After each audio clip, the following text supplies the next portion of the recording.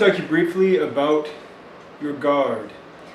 And I don't mean a jiu-jitsu guard, I mean your striking guard, how you hold your stance and keep your hands up. There's a million and one ways. I mean, there's as many ways to hold your hands up as there are practitioners, and some people will even recommend don't putting your hands up at all. System, I'm looking at you. But that's beside the point. What I want to share with you is something that I've found to be strongly beneficial for the majority of people that I've taught. Classical kickboxing and boxing, people tend to teach more of a 45-degree stance with a feeler hand and a hand close right here, and depending on the style, you have people at different ranges and whatnot. In Savate, it was one by the jaw and one out, feeling. Because in Savate, we used our hands much like a rapier. Savate did not come from fencing, but in many ways it's like fencing with the hands and feet. And we use defensive tactics other than just covering and moving. In karate, you see all sorts of things. You see the lead hand down and the a full sideways stance. You see some very foolish people standing perfectly square. I shouldn't call them foolish. If you can make it work, then you're doing something right. What I'm telling you is that standing perfectly square is not the most ready stance for a fight. Generally speaking, you're going to want your feet between hip and shoulder width apart in a natural walking stride apart from each other in a split, front and back split, as well as your natural width. It should feel as comfortable as a walking step. Now you're going to want to be weight not necessarily forward. You want your weight roughly 50-50 depending on the strategy. You might be a little back, depending on the strategy you might be a little forward. It will be constantly shifting during a fight. You don't have time to do math during a fight. Don't stress over it. Generally speaking, 50-50 to 70-30 in either direction is a generally pretty good rule, provided that the strategy you're using in training makes sense. Now, as far as hand placement goes, I'm going to tell you something that I find works very well for me. Comes from my Wing Chun background, and that is covering the center line out here. I've still got one hand close, one hand far. The only difference is my body is relatively square. Now, a slight turn isn't going to be bad. It's not bad at all. But I don't want you to get into the surfboard stance, into this 45-degree stance where two of your weapons are significantly farther away from your opponent and causes you to have to torque more. So you want basically toes, knees, hips, and shoulders all forward. Your elbows in at roughly 90 degrees.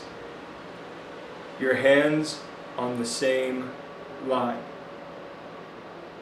Now, if you're more of a boxer, Thai boxer, that kind of stuff, Thai boxing, they have a lot of this open guard stuff, and I honestly don't like it. The Thai boxing I've been exposed to was purely for MMA, and so I didn't get all the ins and outs of why they do what they do. Needless to say, the guard was not used. So anyway, you do have the option as you get closer, because distance matters, as you get closer, to bring your hands closer to cover your head. But you don't want to be up here. See where my elbows are? I've got a lot of guts. Body shots are open. So you curl your weight forward. This is for elbow knee range and for striking at grappling range. Now when I'm out here, guess what? My shoulders and my hips are still forward. My hands are covering my center line. My hands are occupying the fighting space. See, I'm occupying my space, my opponent's occupying his space. We're constantly moving our spaces, trying to invade one another's spaces. But between us, there's kind of the fighting space. The fighting space is where we vie for that dominant position. Here, I'm covering the fighting space for myself. But what I really want to talk to you about is the idea of hips and shoulders forward, pulling your guts back. You want to create kind of a C curve. Now I'm over-exaggerating here. But you want to create kind of a C curve in your spine. Generally speaking, in everyday life, this is terrible posture. For fighting, this is necessary. It's a principle that I like to call weapons forward, vitals back. So my chin is tucked. I'm not fighting out here like this. Chin is tucked. My shoulders, which are the connection of my weapons to my core, are forward and relaxed. They're not all up here, not making hard fists. Forward and relaxed. Probing, covering, seeking, doing what they do. My hips are also forward. I don't want my butt sticking out. I know you can't see it in the thing, but I don't want my butt sticking out. What that does is that puts a lot of flexion, a lot of tension in my hip flexors. Well, guess what? When I kick, I'm not just kicking with my hip flexors. I have to use my hip drive to push those front kicks out, to push those side kicks out. And when I use that hip drive, I actually have to go into hip extension. So I'm already maintaining a bit of hip extension right there. I don't need that tense loading of having my butt sticking out like that. So my butt's tucked under me. I'm maintaining basically a line from my midfoot or heel, depending on my balance point, to my hip, to my shoulder. I'm creating that. The middle of my spine is slightly outside. My knees are slightly outside of that line.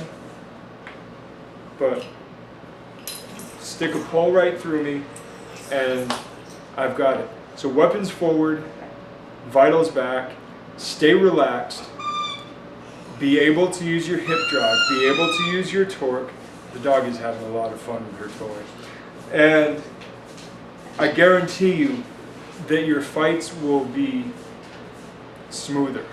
You won't be so tense, you won't be so winded, just by staying relaxed and covering your area. That's all I got for you, and I will talk to you guys later. Good journey.